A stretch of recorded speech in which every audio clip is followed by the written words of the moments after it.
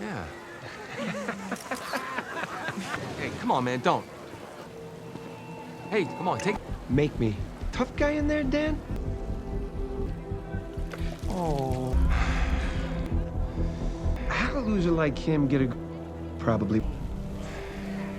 Le film débute à Buffalo dans l'État de New York. Dan est un excellent vendeur de voitures car il comprend parfaitement les motivations des clients. Il remporte une fois de plus le titre de vendeur du mois. Al, un collègue excentrique, fait une entrée remarquée en voiture, adoptant une conduite rapide et bruyante, convaincu que les voitures et les femmes le préfèrent la vitesse. Cependant, la plupart de ses collègues le trouvent étrange. Dan quitte le travail plus tôt ce jour-là, enthousiaste à l'idée de célébrer son anniversaire de mariage. Il semble profondément attaché à sa vie de famille dans leur quartier résidentiel paisible. Lui et sa femme Jessica ont 3 enfants, Na, Kyle et Max. Na a prévu de suivre son petit ami dans l'Iowa et de changer de filière à l'université, abandonnant ainsi son rêve de devenir journaliste. Cela contrarie profondément ses parents. Kyle, de son côté, a du mal à communiquer avec son père. Il choisit de se rendre chez son ami Samir, après que Dan ait découragé son habitude de passer trop de temps sur les jeux vidéo qu'il jugeait néfastes. Une dispute éclate entre Na et Kyle concernant la garde de Max pendant que leurs parents sortent.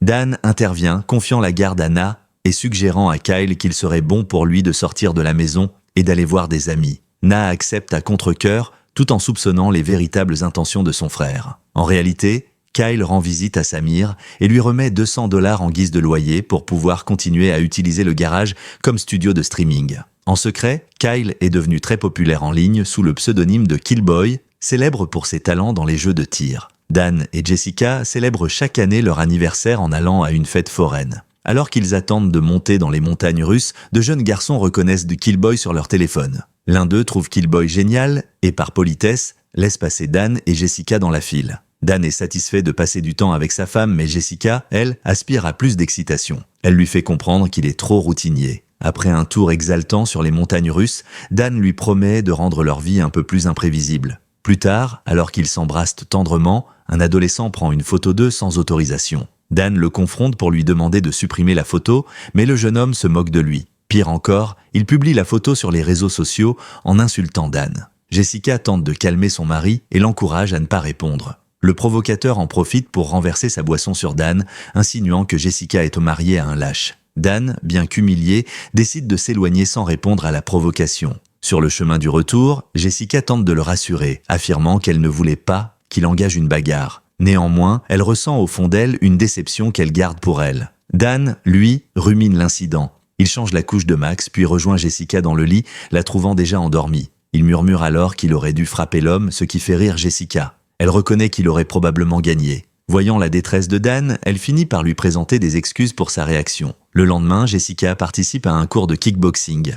Elle y rencontre Gwen, une femme de passage en ville pour voir son ex. Les 2 femmes discutent de leur frustration et Jessica partage ses difficultés avec sa fille adolescente et son sentiment d'être coincée dans une vie trop routinière. Gwen révèle qu'elle travaille comme agente de voyage et propose à Jessica une échappatoire potentielle en lui laissant sa carte de visite. Pendant ce temps, Dan fait des courses avec Max et remarque un homme qui le surveille. Il se montre méfiant. L'homme tente soudainement de l'attaquer, mais Dan lui demande d'abord de pouvoir poser son bébé. L'agresseur refuse. Dan réagit alors rapidement, neutralisant son adversaire avec une précision impressionnante, sous le regard choqué des clients du supermarché. En rentrant chez lui, Dan conduit prudemment dans leur quartier, attirant les regards de ses voisins qui perçoivent un changement dans son comportement. Une fois à la maison, il ouvre une trappe secrète et révèle une cache contenant des armes, des passeports périmés et une importante somme d'argent en liquide. Conscient du danger, Dan contacte un ancien associé, Oggy, et lui demande de fabriquer de nouvelles identités pour sa famille. Il propose de payer un $250,000 et fixe un rendez-vous à Las Vegas dans 3 jours. Oggy est choqué d'apprendre que Dan n'a rien dit à sa famille. Il lui rappelle qu'il est presque impossible de fuir en toute discrétion avec des proches inconscients de la menace. Dan prépare rapidement des valises, se rend au lycée de ses enfants et interrompt une réunion pour retrouver Na. Il découvre qu'elle a démissionné du journal scolaire, probablement à cause de l'influence de son petit ami. Il insiste pour qu'elle vienne avec lui. Ensuite, il cherche Kyle, qui a lui aussi abandonné le club d'échecs. Il le retrouve chez Samir et découvre qu'il paie pour y faire ses diffusions en direct. Dan annonce aux enfants qu'ils partent pour Las Vegas. Il exige qu'ils fassent semblant d'être enthousiastes devant leur mère, sinon il révélera tous leurs secrets. Chez Jessica, Dan joue la carte de la spontanéité. Il lui propose une escapade romantique à Las Vegas. Jessica, d'abord méfiante, est séduite par l'assurance nouvelle de son mari et accepte. Avant leur départ, Dan aperçoit un SUV noir suspect, stationné devant l'hôpital où travaille Jessica. Il accélère leur départ. En quittant le parking, il est pris en chasse par les hommes de McCaffrey. Il parvient à les semer en prétextant un comportement normal devant sa famille. Une fois garé, il découvre un traceur sous sa voiture. Il se rend alors à son lieu de travail, referme les grillons derrière lui et lève la voiture alors que sa famille est encore à l'intérieur pour retirer l'appareil de localisation. Dans un dernier geste stratégique, Dan repère Al, sur le point de partir pour un essai routier. Il attache discrètement le traceur à la voiture d'Al et l'encourage à aller le plus vite possible. Les poursuivants suivent la mauvaise voiture. Il ne reste que 33 heures avant leur rendez-vous à Las Vegas. Dan récupère tous les téléphones de la famille, imposant un voyage sans technologie au grand désarroi des enfants. Privés de GPS, ils doivent utiliser des cartes papier. Dan paie l'hôtel avec une importante somme en liquide. Pour éviter d'éveiller les soupçons, la famille documente son voyage sur les réseaux sociaux. Sur la route, un moment de complicité s'installe. La famille chante ensemble une chanson de Vanilla Ice. Pendant ce temps, McCaffrey arrive à la maison de Dan. Son équipe découvre que Kyle est Killboy. McCaffrey ordonne qu'on intercepte la famille au plus vite. Lors d'un arrêt, Na critique la carrière de streamer de Kyle en reprenant les jugements méprisants de son petit ami. Kyle est blessé. Peu après, une admiratrice de Killboy demande une photo à Kyle. Dan assiste à la scène et comprend la notoriété de son fils. Lorsqu'il réalise que la jeune fille va publier la photo, il annonce soudainement que toutes les chambres d'hôtel sont complètes et qu'ils doivent de reprendre la route immédiatement. McCaffrey, de son côté, engage un gang de motards pour rattraper Dan. Lorsqu'il s'aperçoit de leur approche sur un pont, Dan donne des écouteurs à ses enfants avec une musique apaisante pour qu'ils dorment. Pendant ce temps, il neutralise un à un les poursuivants à moto. Max, éveillé, observe la scène avec amusement et tend même son biberon à son père comme s'il s'agissait d'une arme. Dan réussit à éliminer le dernier motard d'un geste précis sans éveiller les soupçons du reste de la famille. Après avoir conduit toute la nuit, Dan finit enfin par fermer les yeux. Pendant ce temps, sa famille est déjà réveillée à seulement un demi-mile de l'université que Na souhaite visiter. Elle insiste pour y faire un tour, malgré les réticences de Jessica, qui ne comprend pas pourquoi il devrait s'arrêter juste pour voir le petit ami de Na. Mais Na explique qu'elle veut réellement voir le campus, ce qui surprend Jessica. Finalement, ils acceptent de s'y rendre et le lieu s'avère magnifique, rempli d'activités festives. Dan fait remarquer à Jessica que s'ils veulent que Na les écoute, ils doivent de commencer par l'écouter eux-mêmes. Jessica décide donc de lui montrer ce qu'est réellement la vie universitaire. 2. Un étudiant prend Jessica pour une étudiante et lui propose une bière avant de s'excuser en découvrant qu'elle est une mère. Cela lui rappelle ses années sportives à l'université et elle décide de faire une démonstration de ses talents en effectuant un cake stand, impressionnant même Na. Elle interdit cependant à sa fille d'essayer ce genre de choses. Na pourtant trouve cela génial et demande à son tour une bière. La véritable raison pour laquelle Na voulait visiter ce campus, c'est parce que son petit ami Trevor y étudie. Kyle lui fait remarquer que sa famille n'apprécie pas Trevor, car depuis qu'elle sort avec lui, elle semble être une personne totalement différente et il pense qu'elle mérite mieux. Pendant la visite du campus, Dan avoue être impressionné par les performances de sa fille.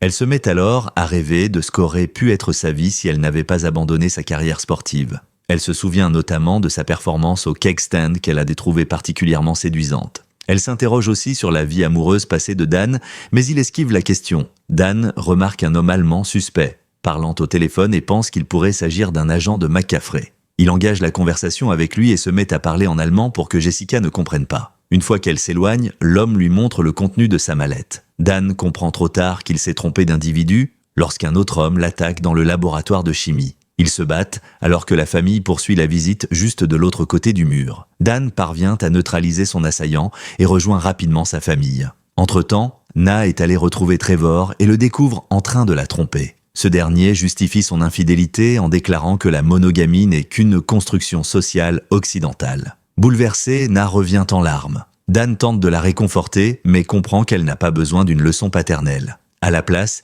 il lui enseigne une technique d'arts martiaux du XIIIe siècle, permettant de causer une grande douleur sans laisser de séquelles. Na utilise cette technique sur Trevor, prend une photo de lui en train de souffrir et retrouve ainsi sa confiance en elle. De retour dans le van, elle remercie son père pour sa présence constante et envisage de reprendre son rôle de rédactrice en chef au lycée. Dan la soutient et lui exprime son admiration pour ses écrits. Plus tard, dans un petit motel, les parents se détendent enfin. Jessica, charmée par le côté spontané de Dan, remarque une différence chez lui. Elle pense qu'il était peut-être comme ça avant leur rencontre et qu'il a changé à cause d'elle. Dan la rassure, il a changé parce qu'il n'aimait pas celui qu'il était auparavant. Le lendemain, Dan contacte Augie qui est en route pour leur livrer de nouvelles identités. Le seul problème, c'est qu'il ne l'a pas encore annoncé à sa famille.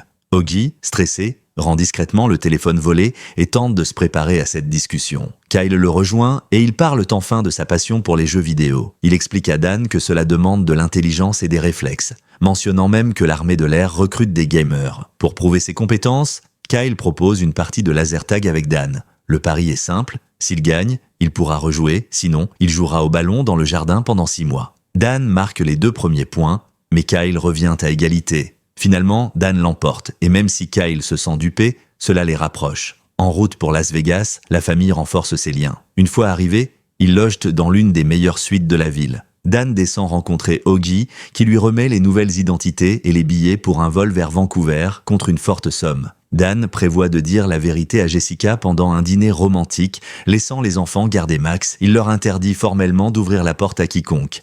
Mais McCaffrey a déjà localisé Dan. Kyle propose d'aller à l'HyperX Gaming Arena, où il rencontre un autre joueur connu, Ran. Ce dernier, impressionné par les streams de Kyle, l'invite à rejoindre son équipe. Na apprend à mieux connaître Ran, qui décide de ne pas participer au tournoi. À la suite d'une élimination générale, Kyle remporte le match seul, impressionnant tout le monde. Pendant ce temps, Dan tente de dire la vérité à Jessica dans un restaurant français, mais est constamment interrompu. Il parle au serveur en français, ce qui étonne Jessica, qui ne savait pas qu'il parlait plusieurs langues. N'ayant pas le courage de tout avouer, il choisit de reporter sa confession. De retour à la suite, Jessica est brièvement trompée par des mannequins censés représenter les enfants endormis. Alors qu'elle prépare une ambiance romantique, Dan aperçoit des viseurs laser. Il esquive les tirs, utilise une bouteille de tequila Flecha Azul pour neutraliser les assaillants, mais Jessica est prise en otage. Dan dépose son arme, mais sort un couteau en entendant l'assaillant l'appeler par son vrai nom, Sean. Jessica comprend la vérité. L'ennemi révèle son plan, mais Dan le neutralise. Jessica vomit sous le choc, ce qui est normal selon Dan. Elle court vers les enfants, mais découvre les mannequins. Se souvenant de la mention de l'HyperX, elle comprend où ils sont. Au Gaming Arena, Kyle termine sa partie avec 30 éliminations lorsque Dan et Jessica viennent les chercher. Dan leur révèle enfin la vérité. Il était un assassin avant de rencontrer leur mère et ses anciens collègues veulent maintenant les tuer. Les enfants ne le croient pas jusqu'à ce qu'il soit pris pour cible. Dan neutralise le tireur, ce qui pousse Kyle à vomir. Pendant qu'ils se mettent à l'abri, Dan avoue avoir été responsable de 43 assassinats pour McCaffrey. Kyle le traite d'hypocrite, lui qui lui interdisait les jeux violents. Dan remet à chacun sa nouvelle identité. Na devient Molly Anderson et Kyle Van Anderson. Après 18 ans de mensonges, la famille rejette Dan. Jessica décide de partir avec les enfants, laissant Dan seul. Jessica appelle Gwen à l'aide. Dan reste dehors pour les protéger. Gwen arrive en jet privé. Elle raconte à Jessica une histoire sur son ex à Buffalo, révélant qu'il s'agissait de Dan. Jessica tente de fuir, mais McCaffrey l'attend. Il contacte Dan et lui montre sa famille en captivité, lui proposant un marché. S'il accepte de retravailler pour lui, il les relâchera, mais il ne pourra plus jamais les revoir. Dan accepte à contre-cœur.